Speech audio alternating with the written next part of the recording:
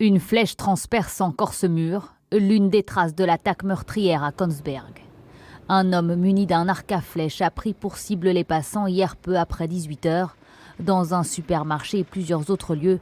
Après plus d'une demi-heure, l'individu est arrêté. Vu le déroulement des événements, il est naturel d'évaluer s'il s'agit d'une attaque terroriste. L'homme a été arrêté. Il est trop tôt pour dire quels pourraient être ses motifs. Il s'agit d'un Danois âgé de 37 ans. Il aurait agi seul. Selon la télévision norvégienne, l'auteur présumé se serait converti à l'islam et aurait des antécédents psychiatriques. Sur place, la police a bouclé le secteur et le passe au peigne fin. Les habitants sont invités à rester chez eux. L'assaillant a perpétré un acte horrible contre plusieurs personnes. C'est une situation dramatique qui frappe lourdement la communauté de Kongsberg. Ce drame nous bouleverse. Je comprends les craintes de nombre d'entre vous, mais je voudrais insister sur le fait que la police contrôle la situation. Le tueur a fait plusieurs victimes. Parmi les blessés, un policier qui n'était pas en service au moment des faits. On va faire un point ce matin également sur l'avancée de l'enquête dans la disparition de Delphine Jubilard. L'analyse de l'eau de la machine à laver n'a rien donné. Les résultats pour la couette nettoyée la nuit de la disparition étaient très attendus. Cela pourrait être d'ailleurs un élément décisif. Et oui, et le suspect numéro 1, c'est Cédric Jubilard, le mari de la jeune femme. Il va être extrait de sa cellule demain pour être entendu par le juge d'instruction, Noélie. Depuis la disparition de Delphine Jubilard dans la nuit du 15 au 16 décembre dernier, une machine à laver intéresse particulièrement les enquêteurs. Lorsque les gendarmes arrivent, vers 4h50, ils trouvent M. Jubilard occupé à déclencher une machine à laver, dans laquelle se trouve la couette du lit sur lequel dormait Madame Jubilard. Selon nos informations, les analyses de l'eau du lave-linge n'ont révélé aucune trace de sang ni d'urine. Le siphon du lavabo de la salle de bain ne comporte pas non plus de traces suspectes. Pour la défense, c'est le signe que le mari de l'infirmière n'a rien à cacher. Mais les analyses de la couette ne sont toujours pas connues et ce sont ces résultats qui seront déterminants.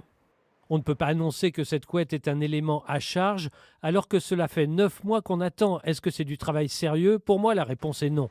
En attendant, Cédric Jubilard, en détention provisoire depuis le 18 juin, doit être entendu par le juge d'instruction demain.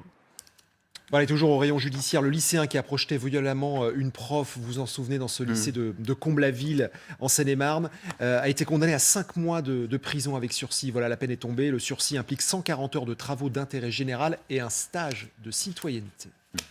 Une fin de semaine sous le signe de l'émotion à l'approche de la date du premier anniversaire de la mort de Samuel Paty. Gérald Darmanin appelle à la vigilance totale dans et aux abords des établissements scolaires en cette fin de semaine, avec toujours ce souci pour les équipes pédagogiques d'aborder cette séquence avec beaucoup de sérénité. Hubert Costin. Une campagne d'affichage sur la laïcité, un guide républicain et un plan de formation sur 4 ans pour les enseignants. Alors que l'on commémore l'assassinat de Samuel Paty, le ministère de l'Éducation nationale déploie des moyens pour aider à aborder la laïcité dans les établissements. Mais les professeurs d'histoire-géographie restent dubitatifs. Pour eux, rien n'a véritablement changé depuis le drame. Quand on signale un problème, c'est la personne qui signale le problème qui devient le problème. Le fait que l'institution n'accepte pas de se remettre en cause sur les accommodements raisonnables, sur les petites capitulations ordinaires, eh bien je crois que le lien de confiance a été rompu. À Conflans-Sainte-Honorine, cette représentante des parents estime que c'est un travail de bien plus grande ampleur qui est nécessaire.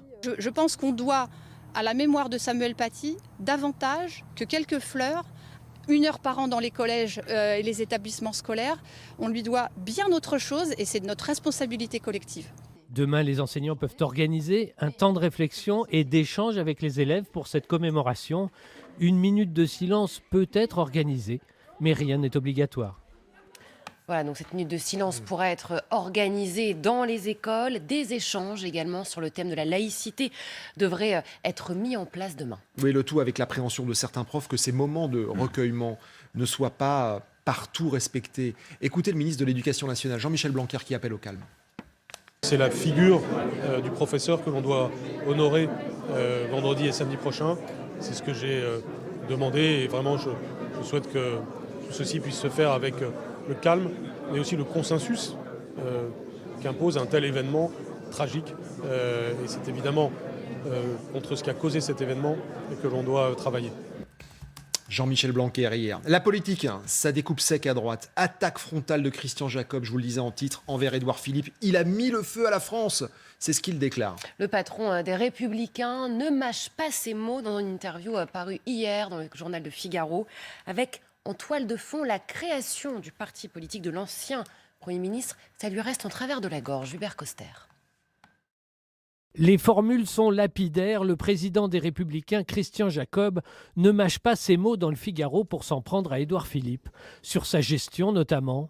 Quand on l'entend vouloir remettre de l'ordre dans les comptes publics, il y a de quoi tomber de sa chaise. Son bilan est catastrophique. Jamais les dépenses publiques n'ont été aussi peu contrôlées. Et ce, avant la crise du Covid. Critique tout aussi acerbe sur la sécurité. Édouard Philippe, c'est celui qui cède tout aux voyous et aux casseurs à Notre-Dame-des-Landes. C'est lui qui met le feu partout avec les gilets jaunes. Par son mépris et son ignorance du terrain, il a mis le feu à la France entière. Édouard Philippe qui a créé samedi son parti politique Horizon. Participer à la constitution d'une nouvelle offre politique, c'est un combat que nous engageons. Depuis, les responsables républicains sont sur la même ligne, haro sur l'ancien Premier ministre. Édouard Philippe nous a trahis. Il est passé avec armes bagages chez M. Macron en reniant ses amis et ses idées. Édouard Philippe, ce n'est pas une offre politique nouvelle. C'est un rabatteur pour Emmanuel Macron.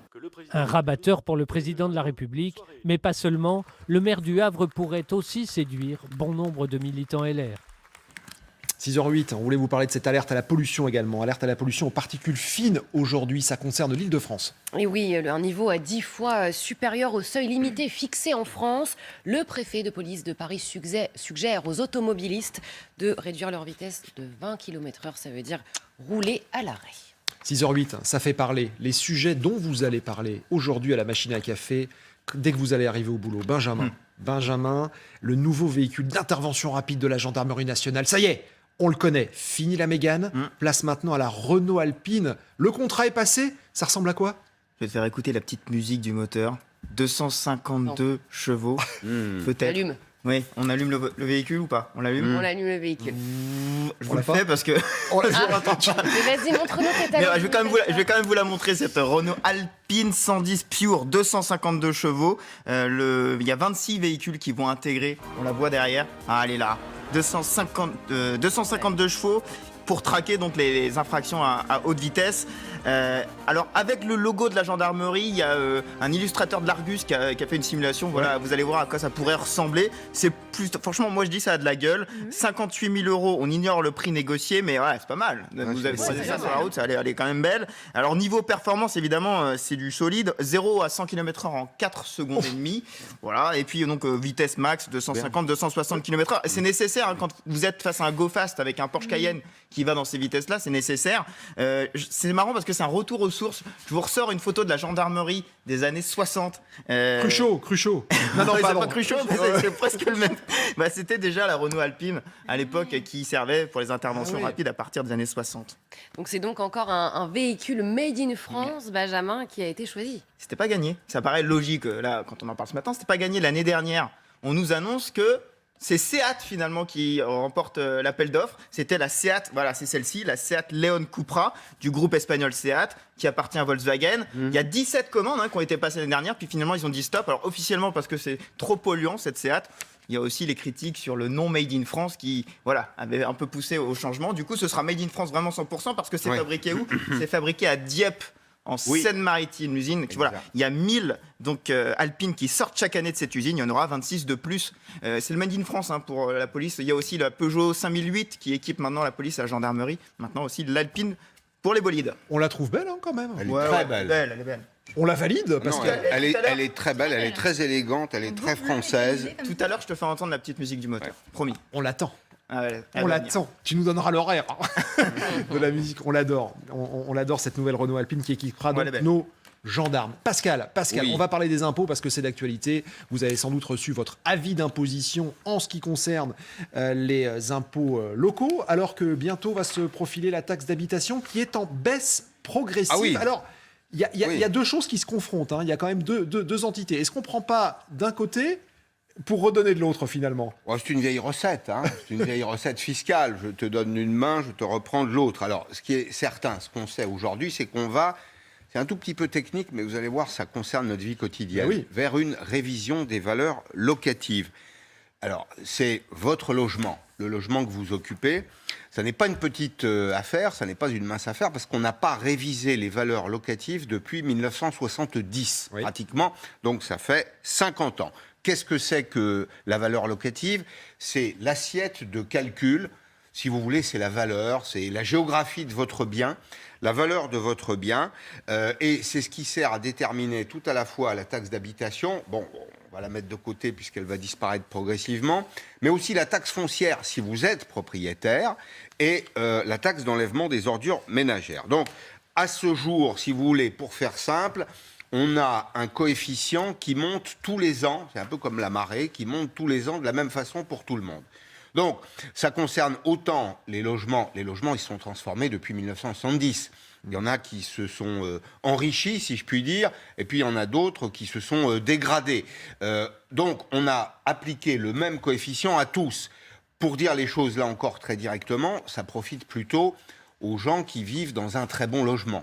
Pour eux, la valeur locative de leurs biens n'a pas beaucoup augmenté, alors que ceux qui vivent dans un logement de mauvaise qualité, voire insalubre, c'est d'ailleurs inique, subissent le même coefficient d'augmentation de la fiscalité. Qu'est-ce qui se passe là? On a deux étapes. D'abord, retenez 2023. 2023, c'est la fin de la taxe d'habitation. Mais c'est le début d'un autre processus, et oh là là. J'en viens à ta remarque, qui passera par votre coopération, chers amis, téléspectatrices et téléspectateurs. Vous irez sur impôt.gouv.fr. On le connaît, lui. Vous irez sur Gérer mon immobilier. Il y a un onglet qui s'appelle Gérer mon immobilier. Vous allez renseigner les éléments du logement dans lequel vous vivez. La taille, le nombre de pièces, est-ce qu'il y a du jardin, des salles de bain, etc., etc. Et donc, vous allez fournir à l'administration fiscale un certain nombre d'informations. Alors, si vous êtes propriétaire, vous devrez le déterminer parce que ça détermine aussi le montant du loyer. C'est ce qui va permettre de calculer la taxe foncière. La taxe foncière, elle est payée par le propriétaire, mais elle peut être refacturée pour partie, en tout cas, au locataire. Il y en a une qui baisse, vous savez, c'est comme les ascenseurs. Vous voyez le truc? Il y en a une qui baisse, l'autre qui malheureusement risque bien d'augmenter. Merci Pascal. Allez, on passe à une pluie de stars. Oui, une pluie de stars hier au stade Vélodrome à Marseille. Le match des héros, Stéphane. Les stars de l'OM, les légendes de l'OM face à une équipe de l'UNICEF. 7-4 au final, il y a eu beaucoup de buts. C'était pour la bonne cause, pour la construction d'une école en Côte d'Ivoire. Pauline Gardet était sur place dans la fête pour LCI. Ce sont plus de 26 000 personnes qui sont attendues ce soir pour le match des héros au stade Vélodrome. Des joueurs mythiques de l'OM vont affronter des personnalités telles que Teddy Riner ou Matt Pokora. Et le tout pour récolter des fonds pour l'association de l'UNICEF et la fondation Didier Drogba. Et là, c'est plus qu'un match pour moi. Parce que genre, c'est là où t'as les rappeurs et tout, quoi. T'as les anciens joueurs de l'OM. C'est magnifique de voir tout cela, Drogba, Nasri, Pires, Boli, Abibey, c'est incroyable, c'est trop bien. Et alors, qui c'est qui va gagner là? Franchement, moi je mets plus une petite pièce sur OM Légende. Ah ouais? Ouais, moi je mets une pièce sur eux quand même. Laurie, vous allez casser des genoux un petit peu ce soir? Alors moi je casse des rotules ce soir, ça c'est acté.